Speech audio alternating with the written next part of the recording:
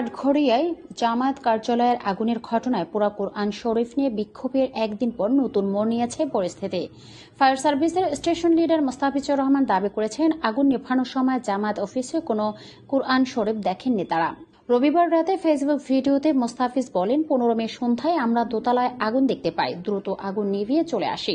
রুমে chair table ছাড়াও অন্য কিছু দেখা যায়নি। কোরআন শরীফ বা বইয়ের কোনো স্তূপ ছিল না।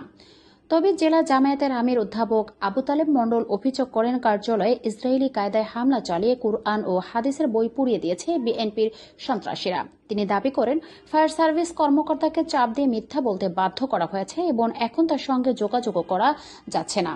উল্লেখ্য, জামায়াত বিএনপির মধ্যে সংঘর্ষের সূত্রপাত হয় একটি কলেজের অভিভাবক সদস্য পদে মনোনয়ন ফরম তোলা নিয়ে। পরদিন জামায়াত অফিসে আগুন ও পোড়া কোরআন নিয়ে বিক্ষোভ হয়। এ ঘটনায় উত্তপ্ত হয়ে ওঠে পুরো এলাকা এবং বিএনপির নেতা এক হুঁশিয়ারিমূলক বক্তব্যে সামাজিক মাধ্যমে সমালোচনার ঝড় ওঠে।